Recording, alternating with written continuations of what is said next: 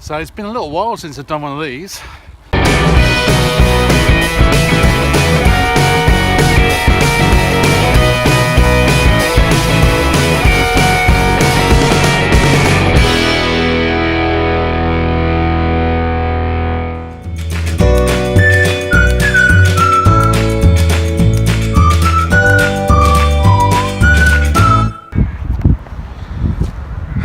And just like that, it's spring again.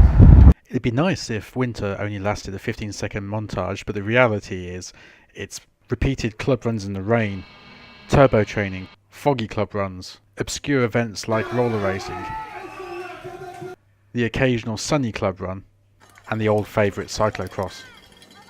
Come on, Cam! But the thing that most guys are looking forward to over the winter months is the start of the reliability trial season. There's a good selection of events over here in the east, different sorts of courses, different sorts of conditions, and different sorts of rides that turn up. Obviously it's not a race, but try telling that to the guys involved.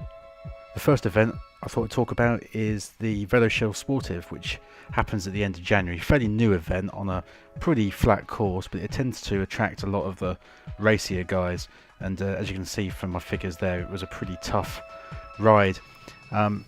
Unusually, what I decided to do was set out with the slightly slower group in anticipation of the faster boys catching me a little bit further around the course, then jumping onto them and seeing how long it could last. What panned out was that it took the fast group an age to catch us. We were probably about 30 miles in by the time that they did, and as a consequence we're pretty tired, having spent a lot of time working on the front of the group that we were in. So by this point in the video, the fast guys have caught us. I've jumped on to their group, and the thing you'll notice with the faster guys is that what really kills you is the pace with which they jump out of the corners. So I mean, here it's pretty comfortable. I mean, this is no faster than we were probably riding in the group before we got caught, but every time there's an acceleration, the watts jump up massively, and that really has a wearing effect on you. It's why positioning within the group can end up being so important. So if I remember right, this was a fairly big group, maybe about 25-30 riders. Conditions were really cold. There's quite a lot of ice on the route, and I think that had scared off quite a few guys, but it wasn't stopping this group hammering it down these quite narrow lanes. So I think at this point I'm positioned about halfway down the group, just trying to suss out what's going on. We've probably been riding with them for about 10-15 minutes by this point, and already some of the accelerations from guys attacking off the front and just the general jumps out of the corners was having quite a tough effect on me. You can just see here again, the pace has just gone up a little bit, and I'm well over 400 watts just trying to hang in on that wheel, and then there's a corner and it slows down again. The watts come right off, you ease back, and then what's going to happen? You jump massively out of the corner. And like I said, this is the bit that really kills you. You can see that, you know, I'm up to 500 watts just trying to get out the corner, and that means that I'm ending up letting that wheel just slip there. It's not a problem because, as I said, I'm halfway up the group and there's plenty of wheels to you know, allow them to slip past me, and I'll just slide down the group and stay in there and look for an opportunity to move myself up when it's safe to do so. Key often in these sort of situations is not to panic.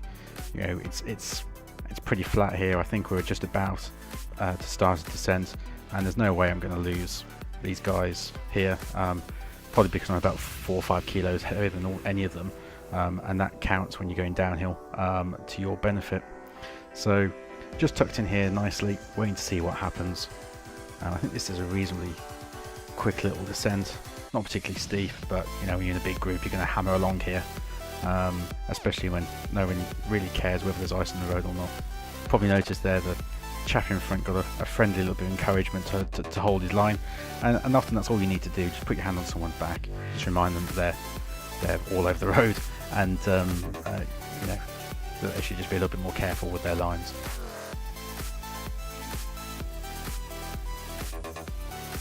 So one of the things that you can do on a descent, it's obviously a good place to try and move up. What you don't want to be doing is herring up the inside into corners.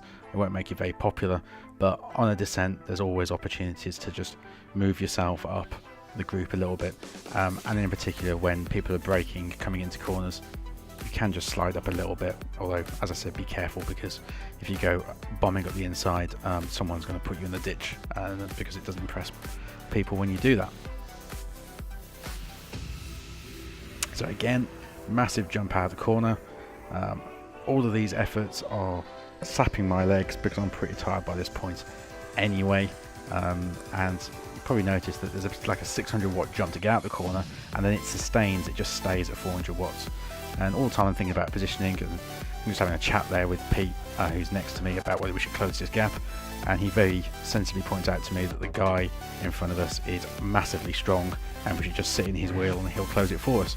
And you know, that's something that can help, knowing the guys around you, knowing who's a good wheel to follow, knowing whether this is a guy that's going to let this gap go and that you need to jump across, or whether you can just sit there and let him ease you back on. So I think kind of the key point to take away here is that when it's just flat and the only real sort of difficulties are twists in the lanes and so on, it's fairly easy to stay in as long as you position yourself right and you just cover those little kicks out of the corners. So this is a little bit further on, and the group has slowed right down. So the group has basically sat up here. Again, no rhyme or reason, just decided they're going to sit up.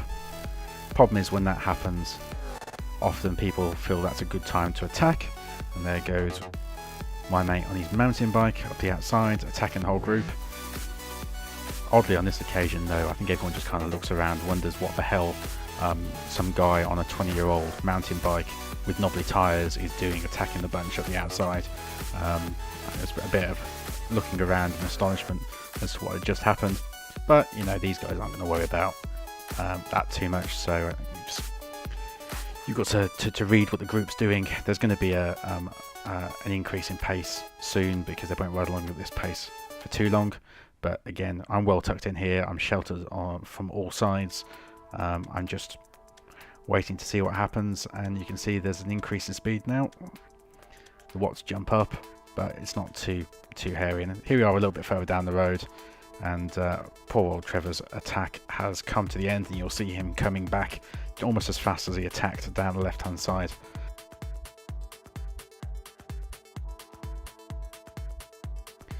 Here he comes in full reverse gear.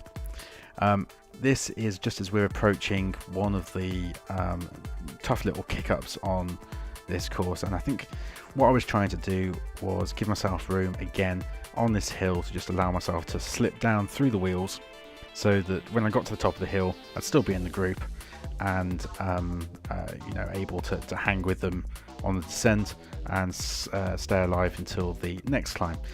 However, I was pretty stuffed by this point. You can see it's just starting to kick up a little bit. I think the gradient is slightly off there, but I'm sort of flipping up to over 300 watts, and you can see I'm going backwards here. That's all part of the plan, just slip down to the group, but I'm really going backwards here, and this is like, I think this is the point where I've just gone pop. I've spent too long doing those kicks up over 600 watts, which have really killed my legs, and you can see everyone's just flying past me now. This is game over. I really suffered after this, and the next 10 miles of this ride, that was my view. Just desperately trying to hang on to that wheel and eat all the salt that was coming off it, so that was delightful. The next event that's on the calendar is the Amivelo Sportive. Great bunch of guys, small club, but they put this event on every year just before Valentine's. It's a really good route, one of my favourite routes.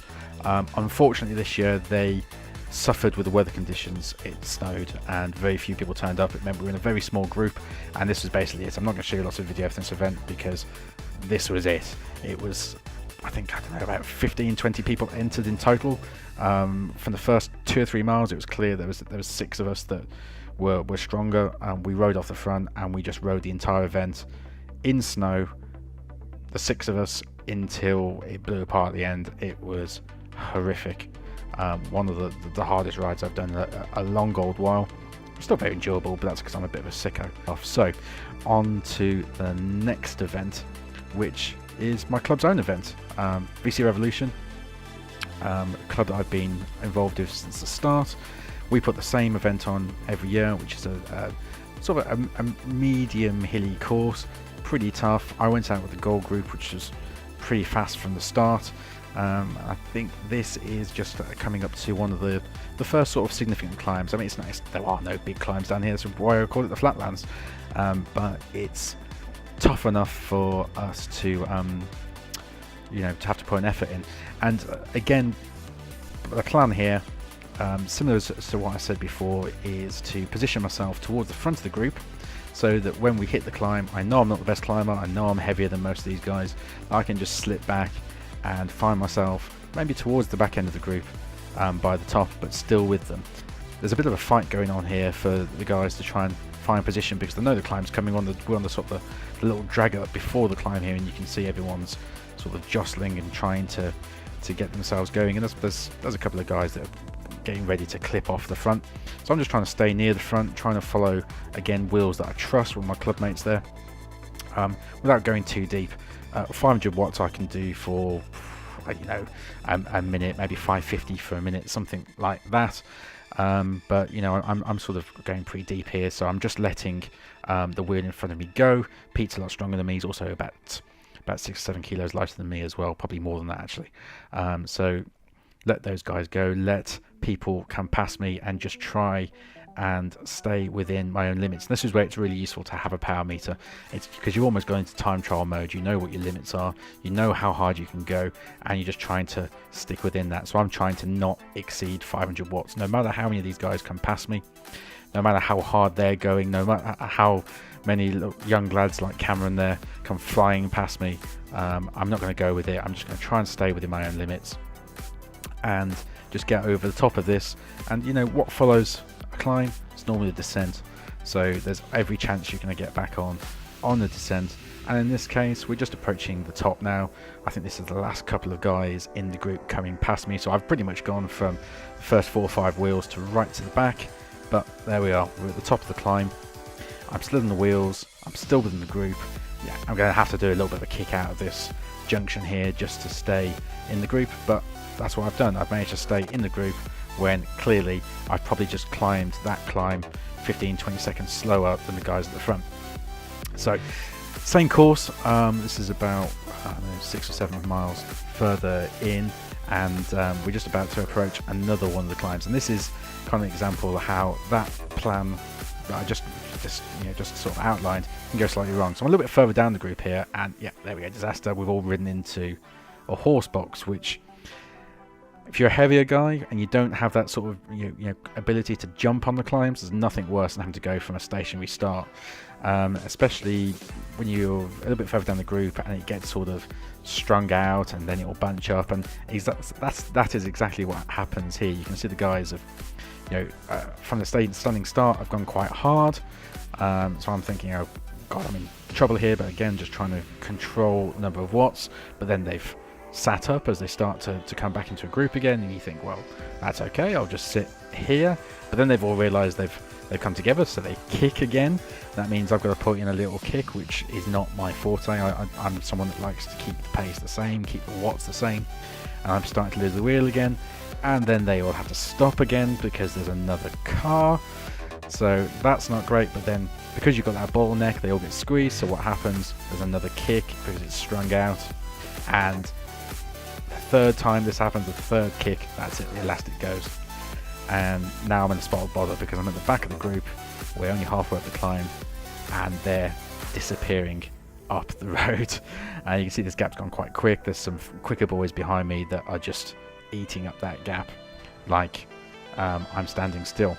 When you start to be dropped by a group like this though, often the thing that most people do is panic, put in a massive effort to try and get back on, and they may get back on, but then they're just going to get blown out on the next hill or the next time there's a jump, because they've spent all of their available resources. So the key thing here is not to panic. I'm just trying to stay within what I know I can do, try and get a bit of recovery as well. So riding just below threshold, I'm quite a bit above threshold there, but just trying to stay below threshold. And what I've done is I've just sort of sped this bit up to try and demonstrate how long I was off the back of this group. And it was a long old while. I could see them at all times, and to be honest, I was starting to panic that I wouldn't be getting back on. But you got to remember as well is that you've just done a climb, and we're kind of on the plateau on the top here, so there's going to be a descent. It's quite a big group in front, so the one thing with a big group is it's never going to descend as quickly as you can on your own, because it will string out, and the guy at the back has to go a lot slower. So you can see we just started the descent here, and I'm not taking risks, riding it quite sensibly, and we're straight back onto the group. So I spent probably, I don't know, maybe 4 or 5 minutes off the back there, but because I didn't panic, because I didn't go so deep and just destroy myself, I still feel quite good here. I've actually had a little bit of recovery on the descent as well, and catching the back of the group is just the first thing. What you got to remember is that these guys in the back of the group, they're the ones that are suffering. So straight away, again, it's about moving up, it's about regaining that position towards the front of the group so that you can respond to the way the group stretches, the way that the group you get that accordion effect where it squishes together and then stretches. Because if you're up the front, you can respond to that a little quicker. You're in a far better position to deal with any breaks or splits in the group, and also you've got that technique again for when you hit the next climb, you can just slide back down. So again, probably being helped out by some of the oncoming cars here as well, but you know, I'm right back up here. There's a couple of teammates there in front of me, and you know, probably didn't even realise I was out of the group, to be perfectly honest with you. But like that, we're back in the group, and we live to fight on the next climb. Now, one thing I want to just talk about in this video is echelons. So you can see here, the wind is coming from our left, and we are spread right across the road in an attempt to try and get some shelter. Now, should we be this far across the road? Probably not, but it does not give anyone the excuse to do that. You know, that guy's got family, and you know, if you run over him with your 4x4, you're gonna kill him. So not the smartest of moves I've ever seen. But anyway, back to echelons. So this is a little bit further down the route. As I said, the wind's coming from our left, and you can see the guy in the front is over in the left gutter, but I'm all the way over on the white line, and to be honest with you, most of the time I'm on the wrong side of the road. And that is simply because each and every one of us is trying to get shelter from that wind coming from our left. It was quite a tough wind, and you can see, well, I've just slipped behind Pete there. I'm doing 350 watts. When I get inside his wheel, outside of his wheel, and get some shelter from the wind, I'm doing sort of 140 watts. So there's a massive difference there. I can do 140 watts for 3, 4, 5 hours. I can do 350 watts for 3 minutes. You know, so it's a huge difference. And what you've got to remember as well is that we're echeloned across the road, and I'm at the limit of what's really acceptable. You know, I'm on the wrong side of the road. I've got to duck in when there's oncoming traffic. So what's happening to the guys behind me? They either take even more risks than I'm taking, or they have to go to the gutter and set up a new echelon, which means they're doing a hell of a lot more work. They're expending a lot more energy than I am. So, you know, echelons are an important thing, and reading where the road is going in relation to the wind, and so therefore where you need to be in relation to that echelon is pretty important as well. The wind is also really important when it comes to climbing. I talked earlier in this video about positioning and allowing yourself to slip back to the group. And again, this is Lavenham here, which is a pretty little village, nice place to take your mother-in-law for a coffee on a Sunday. But by this point, we've done 30 miles. We've been riding pretty hard, and this is a stiff little climb. So again, you know, I'm positioned up the group, trying to allow myself room to slip back down. But the difference here is that whereas the wind before was coming from our left, we've turned now, and the wind is actually going to start coming from our right. So it's all well and good. I'm following the same technique as earlier, anticipating that I'll be able to drop back through the wheels, then hang on to the guys as they accelerate over the top of the hill, and continue along, because we're not too far from the point where the route flattens out again for a little bit. Unfortunately, what happens is we get to the top here, and the first thing that happens is that the guy on the front starts gunning it. You can see there's a big increase in watts there. I've just started to think, oh good, at the top of the hill I'm going to recover, and then there's a big kick, so I've just let a little gap there little gap go there, which isn't great, but I'm slowly trying to bring that back.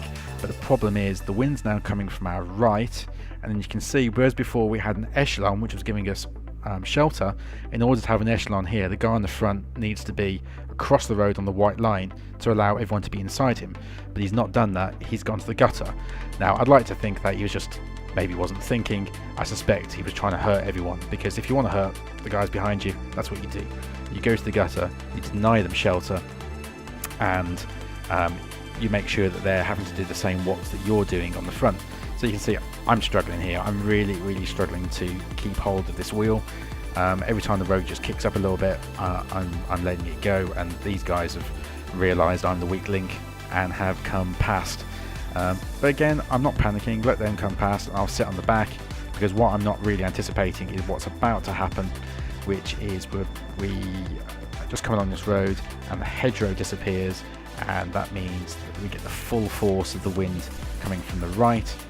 And I've already let a big gap go. I think it's about this point I suddenly realise I'm toast, because there's no way I'm getting back on.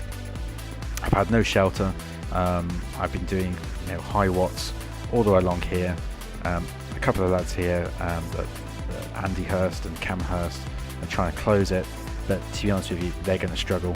And even if they make it, they're going to suffer, because they're doing a big effort to get across, and they're going to get on the back of a pace line that's in the gutter, where there's no shelter. So they're already toast. And I'm saying this with hindsight. I was burying myself here to try and get back on, but it wasn't going to happen, and I ended up riding the last 15-20 miles of this with Andy and Cameron. Great guys. We actually had a pretty good ride back in. So on to the Colchester Rovers Reliability Trial. The oldest club in Colchester, I think one of the oldest clubs in the country, to be honest. Been around 125 years. I think they've been doing this event almost as long. Really good event. Same course every year, and this year it was an absolute sufferfest. These pictures do not do the conditions justice. It was 30-mile-an-hour winds, gusting to far more than that. Started in torrential rain. It was horrible. By this point, we've done about 10 miles. The group is about 20-25, and we are just about to get to the point where we're coming out of what was a tailwind at the start. So most of the guys have had it fairly easy, and the wind is starting to come from our right. So I think we'd had a short section where it was from the right, and we were having to lean the bike into it. It was really bad. But I know this road pretty well. Ride out here all the time. And I knew what was coming up was quite a stiff climb that would then go onto a plateau where it was really open, and the wind would be coming from one side. So classic crosswinds. And where this differs to some of the other climbs I was talking about is this is very much like that Lavenham climb, where we're going to go up and then it's going to be blown to bits by the crosswind. So this time what I'm thinking is, no matter what happens, I want to be one of the first over the hill, so that if we do get an echelon set up, I can be in shelter and I'm not going to be pushed into the gutter and absolutely suffering. Now, I'm not the best climber, so I am going absolute full bore up here, and you can see from the watts the guys in front of me are good climbers. Tom Starmer's on the front. He's super strong and weighs about 2 kilos, I think. So they're going really hard, doing my best to close this gap so I don't just get caught in no man's land and end up frying. But you can see the wind is now starting to come from the right, and this means that it's difficult for anyone that's behind me, because we're all in the gutter, and I've got to get across to these guys quick to get some shelter, otherwise I'll just use up all my available energy. So trying to get across here at not too hard, below my threshold, but hard enough that I can close the gap quickly, but again, like I said, without destroying myself. And you can just see that the effect of the wind, the way that the guys are having to lean into the wind and they're getting blown across the road. But straight away you can see I've come into Tom's shelter there, and the watts just drop away to almost nothing. So it's a big difference. I'm now quite comfortable here. We're not going massively fast yet, but the guys behind me, they're all taking wind, so they are having to put in a big effort to close this gap. And what's going to happen around about now is that these two guys in the front just think, well, come on, let's get on with it. And they start to put the gas on, I think Tom comes through for a turn and it really picks up, and it kind of catches me unaware actually, because you can see there I've just let a little gap go and I'm back in the wind, but not for long, because there's absolutely no way I'm going to be out there, because I'll just be you know, blown to bits.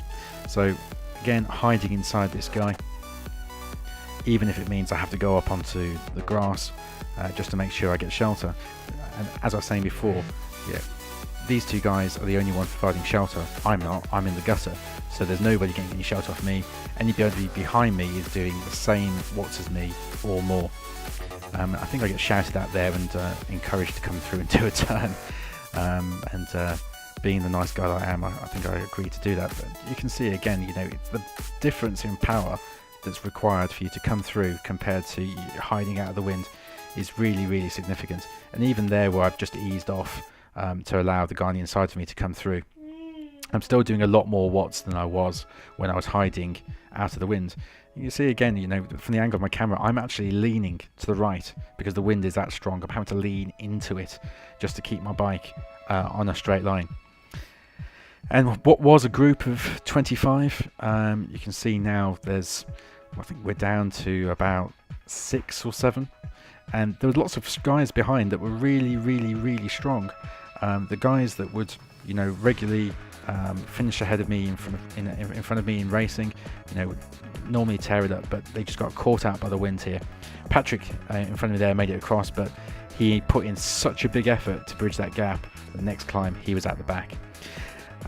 That group stuck together for a long time, and the 6, I think it was 7 of us actually, we worked together quite a long time until we got to about here, and we really, really got blasted by the wind again.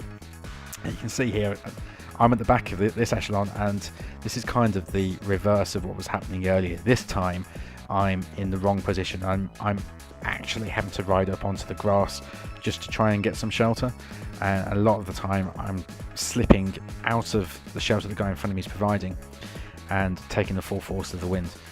Fortunately here there's a little bit of a descent, but I think by now I'd taken quite a pasting.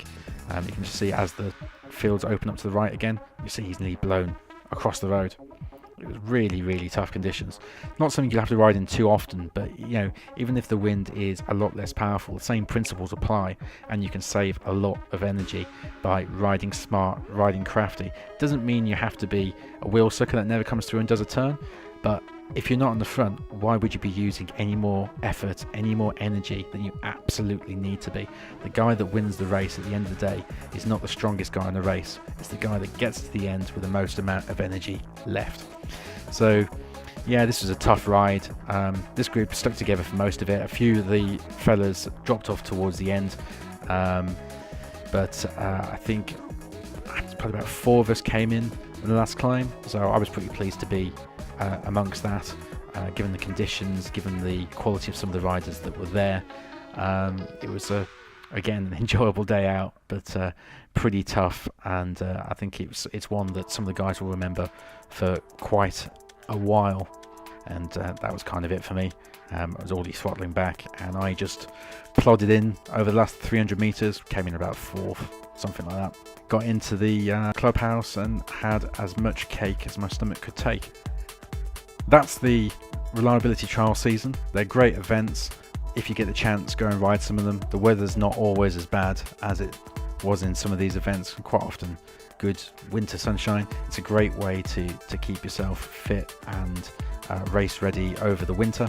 Hone some of those group riding skills so that when it comes to riding local crits or road races, that you're not wasting energy. That's what it's all about, guys. Don't waste energy. Save it for that race winning move.